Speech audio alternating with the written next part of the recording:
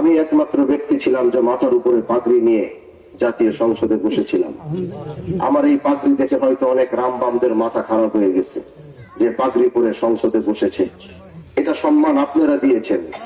আপনারা গ্রামগঞ্জ থেকে হাজী শরিয়াতুল্লাহর বংশকে যে সম্মান এই দেশের দেওয়া দরকার ছিল সেটা তারা দিতে পারে নাই, কিন্তু আমার শিবচরের মানুষের সম্মান আমাদেরকে দিয়েছে। এই জন্য আমি আপনাদের ভাই হয়ে ভাতিজা হয়ে আপনাদের সাথে থাকবো দুঃখে সুখে। আমি এরকম কোন এমপি হতে চাই না যে এমপিকে মানুষ মাসে একবার দেখবে না, বছরে একবার দেখবে না। আমি আপনাদের সাথে কাঁধে কাঁধ মিলিয়ে ন্যায় এবং ইনসাফের যে আওয়াজ আমি দিয়েছিলাম, অন্যায় অবিচার মুক্ত মাদক মুক্ত যে সমাজ গড়ার অঙ্গীকার আমি করেছিলাম, আমি আমার জীবনের শেষ নিঃশ্বাস পর্যন্ত আমি আমার সেই লড়াইটুকু চালিয়ে যাব। আপনারা সাথে থাকবেন তো? এবং আমি এটাও বলি, পর্দার আড়ালে মা বোনরা আমাদেরকে ভালোবেসে ভোট দিয়েছে। আমি আমার মা বোনদের কাছে কৃতজ্ঞতা জানাই। আমি আমার যুবক ভাইদের প্রতি কৃতজ্ঞতা জানাই।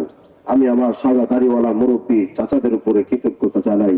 আমি প্রবাসে আমার ভাইদের উপরে কৃতজ্ঞতা জানাই, যারা সকলে মিলে স্বতঃস্ফূর্ত ভাবে ন্যায় এবং ইনসাফের এই রিকশার প্রতীককে তারা বিজয় করিয়েছে।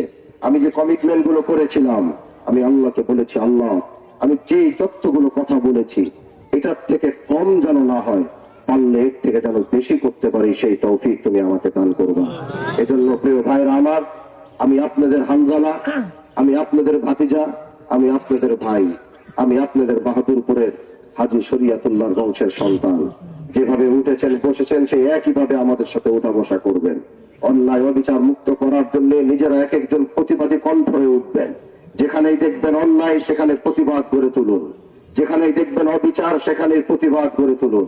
আগে তো মানুষ অন্যায় অবিচার দেখলেও চুপ থেকেছে, কিন্তু আলহামদুলিল্লাহ আমি হানজালা এতটুকু বাক স্বাধীনতা শিবচরের মাটিতে ফিরিয়ে এনেছি যে মানুষ এখন চাইলে তারা অন্যায়ের প্রতিবাদ করতে পারে, তারা চাইলে অবিচারের প্রতিবাদ করতে পারে, তারা চাইলে মাদকের বিরুদ্ধে দাঁড়াতে পারে। এবং এতটুকু স্বাধীনতা দিয়েছি, তারা চাইলে এমপি সাহেবের বিরুদ্ধেও তারা লিখতে পারে। এটা আগে কখনো ছিল না, কিন্তু এখন আমি চাই আমার ভুল হলে গঠনমূলক ভাবে আমার সমালোচনা করবে, সেটা আমি মেনে নেব, আমার কোনো আফসোস থাকবে না।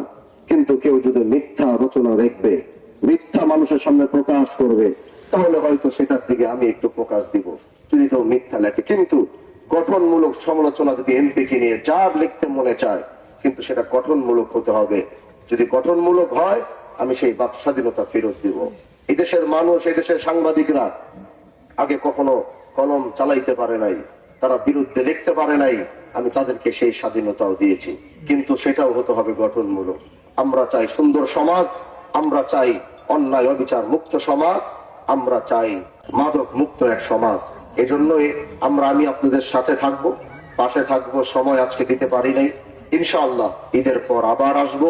যেই জায়গাগুলোতে যাই নাই, হাঁটি নাই, মা বোনরা দূর থেকে দেখতে চেয়েছে, সেই রাস্তাগুলো দিয়ে হেঁটে যাবো, আগের থেকে প্রোগ্রাম করে এদেশের মানুষের সাথে যাবো। আমাদের ঐতিহাসিক সেই বাহাদুরপুরের 250 বছরের যে সম্পর্ক, এটা যেন আরো মজবুত হয়, এটা যেন আরো ভালো হয়। এজন্য আজ আর বেশি কথা বলতে পারলাম না। হায়াতে বেঁচে থাকলে আবার দেখা হবে।